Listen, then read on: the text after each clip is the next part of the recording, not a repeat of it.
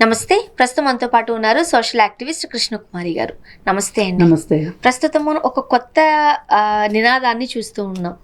ఇప్పుడు నువ్వెవరువు అని అడుగుతున్నారు అనుకోండి, దేశానికి సంబంధించి కానీ రాష్ట్రానికి సంబంధించి కానీ మాట్లాడుతున్నప్పుడు మన ఐడెంటిటీగా మన పాస్పోర్ట్ కానీ ఆధార్ కానీ కొన్ని సందర్భాల్లో పాన్ కార్డు చూపిస్తాం, మన ఇంట్లో ఉన్న గ్యాస్ బుక్ను కూడా చూపిస్తూ ఉంటాం. ఇలా రకరకాలుగా ఓటర్ ఐడిని మనం వాడుతూ ఉంటాం. బట్ ఇప్పుడు ఈ దేశానికి సంబంధించిన పౌరసత్వం, జాతీయత అనేది నీ పాస్పోర్ట్కి సంబంధం లేదు అంటున్నారు. చాలామందికి అర్థం కాని అంశం ఇది. అర్థం చేసుకోవడానికి కొంచెం టైం కూడా పడుతుంది. ఈ నేపథ్యంలో ఇలాంటి ఒక సంక్లిష్ట సందర్భం వల్ల ఒక వ్యక్తి 18 ఏళ్ళు ఎయిర్పోర్ట్లోనే ఉండిపోయారట. ప్యారిస్లో జరిగిందంట. అతను ఇరాన్లో పుట్టారు. ఆ వ్యక్తి ఎలా చూడాలి ఇటువంటి సంఘటనలు?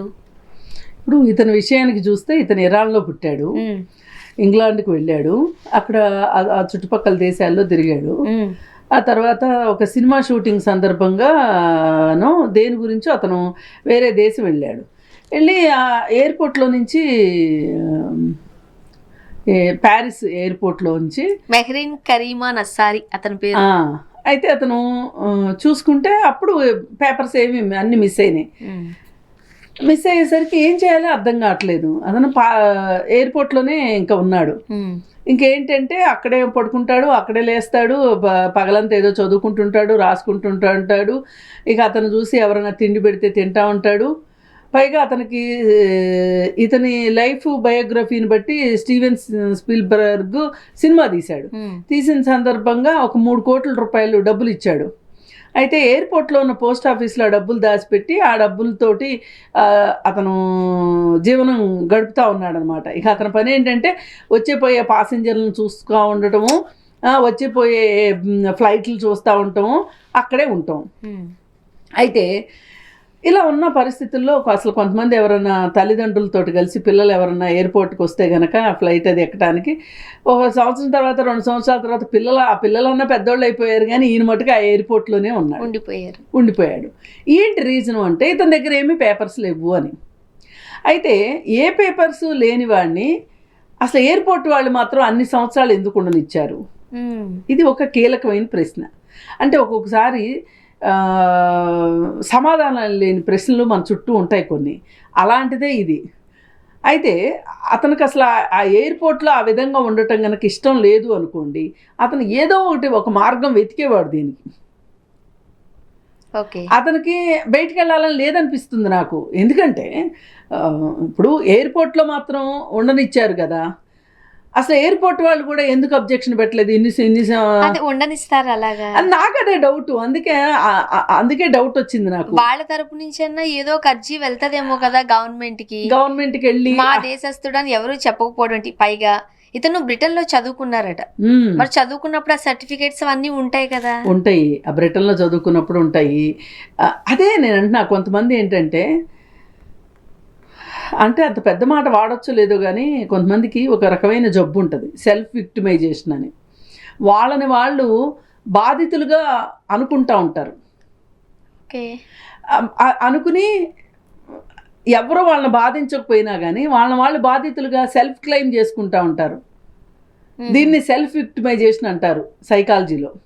ఈ సెల్ఫ్ విక్టిమైజేషను చాలామంది మనుషులకు ఉంటుంది. ఇది ఒకంత ఒక రకమైన మానసిక పరిస్థితి ఇది. ఇప్పుడు నేను ఒక్కొక్కసారి చూస్తుంటాను ఫ్యామిలీ కౌన్సిలింగ్లో, నాకు బాగా అనుభవం ఇది. వాళ్ళు కంప్లైంట్ చెప్తూ ఉంటారు వచ్చి హస్బెండ్స్ మీద, అలాగే కొంతమంది హస్బెండ్స్ వైఫ్స్ మీద కంప్లైంట్లు చెప్తూ ఉంటారు. ఇప్పుడు మామూలుగా రీజనబుల్, అన్రీజనబుల్ అని 2 మాటలు ఉంటాయి మనకి. అసలు ఎట్టి పరిస్థితుల్లోనూ మనం వాళ్ళ షూస్లో కాళ్ళు పెట్టినా, వాళ్ళు చెప్పిందంతా విన్నా, ఎన్ని రకాలుగా అర్థం చేసుకుందామని ప్రయత్నం చేసినా, ఈ కేస్ స్టడీ ఇంకెవరితోన్నా డిస్కస్ చేసినా మనకు అనిపించేది ఏంటంటే వాళ్ళు చెప్పినంత ఇంటెన్సిటీ అక్కడ ఆ కేసులో కనిపించదు.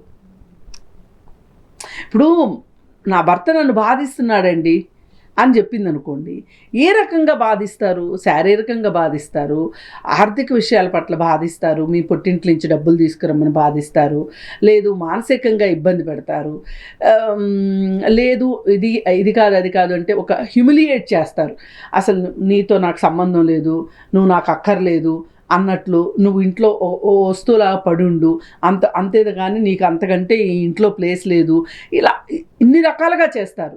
ఇప్పుడు వీళ్ళు చెప్పే విషయం చూస్తే, వీళ్ళు చెప్పే కంప్లైంట్లు వింటే మనకి వీటిలో వేటిలోనూ ఫిట్ కాదు అది. నేను ఈ సందర్భంగా ఒక కేసును అయితే సైకాట్రిస్ట్ దగ్గరికి పంపించాను. అంటే నాకు డైలమా వచ్చినప్పుడు నేను పంపిస్తా. వాళ్ళు ఇదే చెప్పారు, సెల్ఫ్ విక్టిమైజేషను అనే ఒక మానసిక స్థితి ఉంటుంది. అంటే ఎవరో నాకు అన్యాయం చేసేస్తున్నారు, నన్ను బాధిస్తున్నారు, నా దగ్గర డబ్బులు తీసేసుకుంటానికే నాతో మంచిగా మాట్లాడుతున్నారు, వాళ్ళు ఏదో ఆశిస్తున్నారు నా దగ్గర నుంచి, అసలు వాళ్ళ చూపులే ఏంటో డిఫరెంట్గా ఉన్నాయి, నన్ను లెక్కలేనట్టు చూస్తున్నారు, నువ్వు ఎందుకు పనికిరానివాడు అన్నట్లు చూస్తున్నారు. కానీ అలా అని నోటితో అనరు, కానీ వాళ్ళ బాడీ లాంగ్వేజ్ని బట్టో లేకపోతే వాళ్ళు ఇంకెవరితోనో చెప్పే విషయాలను బట్టో నాకు అలా అర్థమవుతుంది. కాబట్టి నాకు ఈ భర్త వద్దు. కొంతమంది భర్తలేమో అసలు నేను ఎంత చెయ్యండి నా భార్య నన్ను యాక్సెప్ట్ చేయదు, అసలు కనీసం నువ్వు ఇంత బాగా చేసావేంటి అని అనదు. ఇట్లా ఉంటాయి అన్నమాట. అందుకని ఆమెకి నేనంటే ఇష్టం లేదండి, ఇష్టం ఉన్న మనిషి అయితే అట్లా ప్రవర్తించదు కదా అని మొదలెడతారు. పిల్లలకి ఏదో చెప్తుందండి, పిల్లల ప్రవర్తనలో నాకు తేడా అనిపిస్తుంది, ఇట్లా చెప్తూ ఉంటారు. ఇవన్నీ సెల్ఫ్ విక్టిమైజేషన్ అనమాట. అయితే ఇట్లా ఇప్పుడు ఇది మనం మనుషుల గురించే మాట్లాడుకున్న వాళ్ళు, భార్యలా భర్తలా అనేది కాకుండా మామూలు ఒక వ్యక్తిగత స్థాయిలో కూడా ఒక వ్యక్తి 18 సంవత్సరాల పాటు అట్లా ఎయిర్పోర్ట్లో ఉండిపోయాడు అంటే అతనికి స్నేహితులు లేరా, లేకపోతే చుట్టాలు లేరా, లేకపోతే అతనికి ఎవరితోనూ కలవాలని లేదా, ఒక రిలేషన్షిప్ పెట్టుకోవాలని లేదా? అంత ఇబ్బందికరమైన పరిస్థితి అయితే ఎవరో ఒకరు హెల్ప్ తీసుకుంటారు, ఎవరో ఒకరికి ఫోన్ చేసి చెప్తారు. ఎప్పుడో జరిగింది కూడా కాదు, మొన్న జరిగింది. పైగా ఇంకోటి కూడా ఏంటంటే, ఇట్లాంటి వాళ్ళ కోసం అంతర్జాతీయ సంస్థలు కొన్ని హెల్ప్ చేస్తూ ఉంటాయి. ఇప్పుడు ఇంటర్నేషనల్ ఎంబసీస్ ఉంటాయి కదా, అంతర్జాతీయ న్యాయస్థానం హేగ్లో ఉంది. అక్కడికి ఒక ఉత్తరం రాసుకోవచ్చు, ఇట్లా నా పేపర్లు పోయినాయి, నేను ఇప్పుడు ఏ దేశం వాడిని అనేది నన్ను ఇది చెయ్యట్లేదు, కానీ ప్రస్తుతం నేను చివరగా నా దగ్గర ఈ పత్రాలు ఉన్నాయి, అవి నేను పోగొట్టుకున్నాను, వాటికి సంబంధించి డూప్లికేట్లు కావాలి అని చెప్పి మెయిల్ పెట్టుకోవచ్చు. నేను అనేది అందుకే ఇప్పుడు మనకి ఇది సమస్య, ఈ సమస్య నుంచి బయటపడదాము అనుకుంటే మనకు మార్గాలు ఉంటాయి. కొంతమంది సమస్య గురించే మాట్లాడతారు, పరిష్కారం గురించి మాట్లాడరు. వాళ్ళ పక్కనే ఉంటుంది పరిష్కారం, సమస్యకి పరిష్కారం. మీరు ప్రపంచంలో ఏ సమస్య అయినా చెప్పండి, అసలు పరిష్కారం లేని సమస్య అనేది ఉండదు. సమస్య పుట్టింది అంటే దాని పక్కన కవల పిల్లలాగా పరిష్కారం కూడా ఉంటుంది. అది కొంతమంది వెంటనే చూస్తారు, కొంతమందికి వెంటనే అర్థమవుతుంది, కొంతమందికి టైం పడుతుంది, దానికోసం కష్టపడాలి, కొంతమందికి ఈజీగా పరిష్కారం దొరుకుతుంది. ఎంత జటిలమైన సమస్యకైనా సరే పరిష్కారం అనేది ఉంటుంది. కానీ మనం ప్రయత్నం చేయకోకుండా సమస్య పరిష్కారం కావాలంటే అవ్వదు కదా. కానీ ఇన్ని సంవత్సరాల నుంచి ఆయన ఎయిర్పోర్ట్లోనే ఉండిపోయారు కదా, ఎయిర్పోర్ట్లో ఉండొచ్చు అలాగా? అదే నాకు అర్థం కావట్లేదు. ఉండనిస్తారు అలాగా? అదే అక్కడే కూర్చుని అక్కడే తినేసి అక్కడే బెంచ్ల మీద పడుకుని. ఇప్పుడు ఒక బస్ స్టాండ్లో ఉండనిస్తారు కానీ ఒక ఎయిర్పోర్ట్లో ఎంత భద్రతా చర్య వ్యవహారాలు ఉంటాయి. అదే కదా. అసలు మనం ఒక వస్తువుని వాళ్ళు చెప్పిన వస్తువులు కాకోకుండా ఇంక వేరే వస్తువులు పట్టుకెళ్ళటానికి కూడా ఇప్పుడు మన హ్యాండ్ లగేజ్లో చాకులు, కారాల పొడులు ఇట్లాంటివి ఏమీ ఉండకూడదు అంటారు. అక్కడ రాసి పెట్టి ఉంటుంది క్లియర్ కట్గా. రాసి పెట్టున్నది అంటే ఏంటి, అసలు లోపలికి కూడా వెళ్ళనివ్వరు ఆయన్ని కదా. ఇప్పుడు ఆయన వేరే కంట్రీ నుంచి వచ్చాడు, ఎయిర్పోర్ట్లో దిగాడు, ఆయన పేపర్లు పోగొట్టుకున్నాడు. అసలు ఆయనకి ఎయిర్పోర్ట్లో నుంచి బయటికి వెళ్ళడం ఇష్టం లేక ఆ పేపర్లు పోగొట్టుకున్నాడా, లేకపోతే ఆ పేపర్లు ఉన్నా కానీ అలా చేశాడా? ఇది కొంతమంది ఉంటారు. ఇప్పుడు మనం లోపలికి గేట్ దగ్గరికి వెళ్ళేసరికి మన ఐడెంటిటీ చూపించాలి కాదమ్మా, అతను వేరే దేశం నుంచి వచ్చి ఎయిర్పోర్ట్లో దిగాడు, దిగిన తర్వాత ఎయిర్పోర్ట్లో నుంచి బయటికి వెళ్ళాలి అంటే పేపర్లు చూపించి కదా బయటకు వస్తారు. అతను ఆ బయటికి రావటానికే ప్రయత్నం చేయలేదు అసలు. ఎయిర్పోర్ట్ లోపలే ఉండిపోయాడు. బాత్రూమ్కి వెళ్ళాడు, పడిపోయినాయి. ఇతను మళ్ళీ చూసుకుని వెళ్ళే లోపే అదేదో చెత్త కాగితాలని ఎవరో తీసుకెళ్ళిపోయారు అనుకుందాం, ఫర్ సేక్ అనుకుందాం. అనుకుంటే ఎయిర్పోర్ట్ అథారిటీస్కి ఎక్స్ప్లెయిన్ చేయొచ్చు, ఇట్లా నా పేపర్లు పోయినాయి. ఫ్లైట్ లో నుంచి వచ్చారంటే అక్కడ ఆయన పత్రాలు చూపించినట్టే కదా. అదే నేను అంటున్నా, చూపిస్తేనే కదా అక్కడ ఫ్లైట్ ఎక్కనిస్తారు. ఆ ఎయిర్పోర్ట్ లోకి వచ్చాడు అంటే ఏవో పేపర్స్ చూపించే వచ్చాడు. ఇక్కడికి వచ్చాడు, ఇక్కడ పోయినాయి, ఇక్కడ పోయే అవకాశం ఉంది. బ్యాగ్ కూడా మిస్ప్లేస్ కావచ్చు అనుకుందాం. అతని వైపు ఆలోచిద్దాం మనం. అయితే అతనికి నిజంగా బయటకు వచ్చేయాలి అని అనుకుంటే గనక ఏదో ఒకటి చేయొచ్చు. అందుకే నేను అంటుంది, సమస్యకి పరిష్కారం ఉంటుంది. మనం పరిష్కారం వద్దు అనుకుంటే సమస్యలానే ఉంటుంది. అందుకని నేను అతనికి సెల్ఫ్ విక్టిమైజేషన్, అతను ఇంకా అక్కడ ఉండిపోదలుచుకున్నాడు. ఇప్పుడు ఒక రైల్వే స్టేషన్కి ప్రతిరోజు ఒక కుక్క వచ్చి వాళ్ళ యజమాన్ని ట్రైన్ ఎక్కిస్తుంది, ఇంటికి వెళ్ళిపోద్ది. మళ్ళీ సాయంకాలం ఆయన ట్రైన్ వచ్చే టైంకి మళ్ళీ రైల్వే స్టేషన్కి వస్తుంది. అయితే అతను ఏమయ్యాడంటే ఒకరోజు ఎక్కడైతే దిగాడో అక్కడ కాలేజీలో వర్క్ చేస్తాడు, అక్కడ ఆయన హార్ట్ అటాక్ వచ్చి చనిపోయాడు. చనిపోతే ఈ కుక్కకి ఈ సంగతి తెలియక ప్రతిరోజు కుక్క వచ్చి రైల్వే స్టేషన్లో కూర్చుంటుంది. అది కుక్క కాబట్టి వచ్చి కూర్చుంది, అదే మనిషికి అయితే తెలుస్తుంది కదా. చివరికి ఆ రైల్వే స్టేషన్లో చనిపోయింది ఆ కుక్క. ఎదురు చూసి దానికోసం దాని మీద ఒక సినిమా వచ్చింది, ఇంగ్లీష్లో ఒక సినిమా వచ్చింది, తెలుగులో కూడా ఒక సినిమా వచ్చింది రాజేంద్ర ప్రసాద్ తోటి. ఆ ఊర్లో ఆ కుక్క ఒక విగ్రహం పెట్టారు,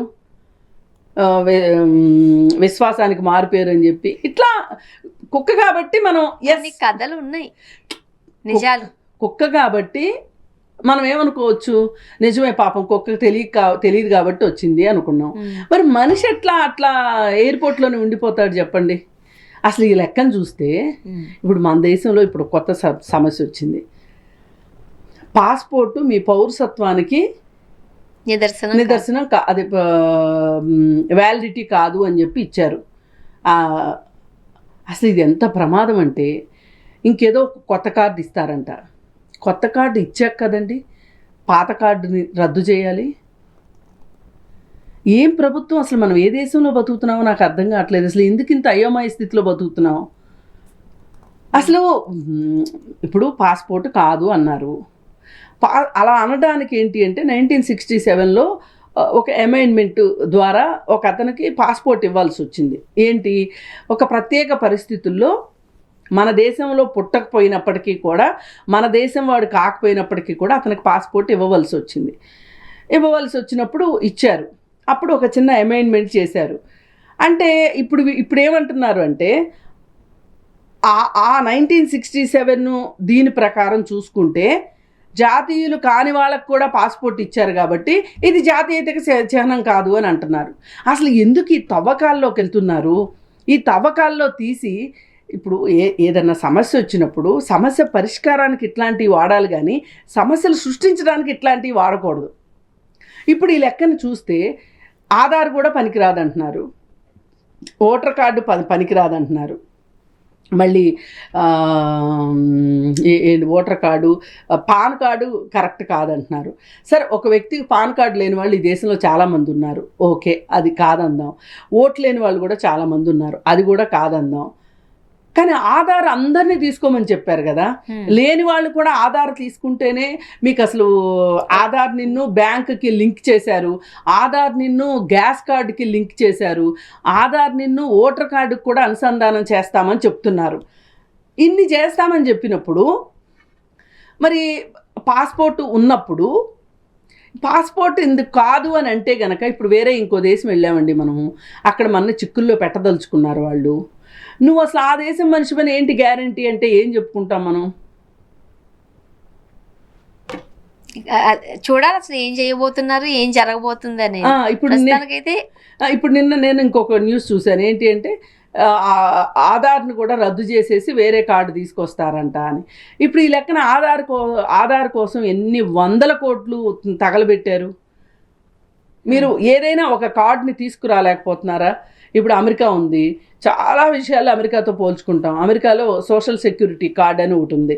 ఆ సోషల్ సెక్యూరిటీ కార్డు ప్రకారం మనం ఆ దేశంలో ఆ దేశ పౌరులైనప్పటికీ కానప్పటికీ కూడా ఆ దేశంలో మీకు అది ఒక చిరునామా. అవును, సోషల్ సెక్యూరిటీ కార్డు మన ఆధార్ లాగా. గ్రీన్ కార్డ్ అంటూ ఉంటారు. గ్రీన్ కార్డు వేరు. ఇక్కడ నుంచి మన వాళ్ళు అక్కడికి వెళ్ళారు అనుకోండి, మన ఐడెంటిటీ అక్కడ మనం ఉంటున్నాం, ఓ green card. No green card అంటే వేరు అసలు. సో అసలు వెళ్ళగానే ఫస్ట్ సోషల్ సెక్యూరిటీ నంబర్ ఇచ్చేస్తారు. ఇప్పుడు ఎంప్లాయీస్ వెళ్తారు కదా H1B మీద, ఏ వీసా మీదైనా సరే అక్కడికి వెళ్ళగానే మనకు ఒక సోషల్ సెక్యూరిటీ నెంబర్ ఇస్తారు. ఆ నెంబర్ ఉంటేనే మనం ఫోన్ కార్డులు కొనుక్కోగలుగుతాము. లేదు ఏం కావాలన్నా కానీ ఆ కార్డు ఉండాలన్నమాట. అది సోషల్ సెక్యూరిటీ అంటారు. అయితే సామాజిక భద్రత సంఖ్య సోషల్ సెక్యూరిటీ. అయితే అది ఉన్న తర్వాత ఇంకొన్నాళ్ళు పోయిన తర్వాత మనం ఏం చేస్తామంటే గ్రీన్ కార్డుకి అప్లై చేసుకుంటాం. గ్రీన్ కార్డు కూడా వచ్చింది అనుకోండి, ఇంకొన్నాళ్ళు పోయిన తర్వాత మనం అసలు సిటిజన్షిప్ కావాలి అంటే సిటిజన్షిప్కి అప్లై చేసుకుంటాం. సిటిజన్షిప్ వస్తేనే ఓటు వేయగలుగుతాం అమెరికాలో.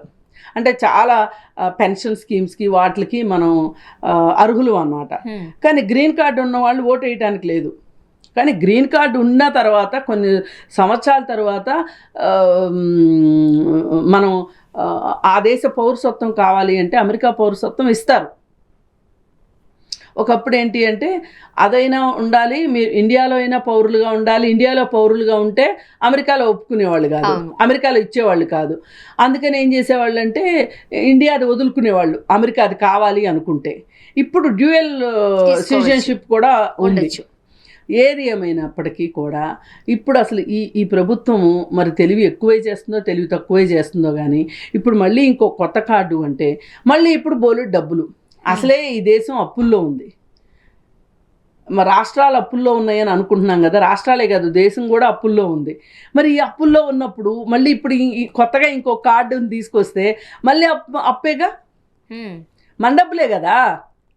చూడాలి మరి ఏం జరగబోతుంది, ఏం అంటే రోజుకొక విధానం మారిపోతుంది. ఏదైనా పాస్పోర్ట్ గుర్తింపు కాదు, పౌరసత్వానికి గుర్తింపు కాదు అని అనడం మటుకు చాలా చాలా అవివేకము. పోనీ ఏది పౌరసత్వమో, ఇప్పుడు నేను భారతదేశ పౌరురాల్ని అని నేను అనుకుంటున్నా, నీ దగ్గర ఏం గుర్తింపు కార్డు ఉంది నువ్వు పౌరురాలు అని చెప్పుకుంటానికి అని నన్ను అడిగారు అనుకోండి, నేనేం చూపిస్తాను? నా అన్నిట్లో ఏదో ఒకటి చూపిస్తాను. ఏమీ కాదంటే నేనేం చేయాలి? ఇప్పుడు చూద్దాం ఏం చెయ్యాలో. Thank you. లేదు అంటే ఇట్లా ఎయిర్పోర్ట్లో పడుకోవాలి. Thank you.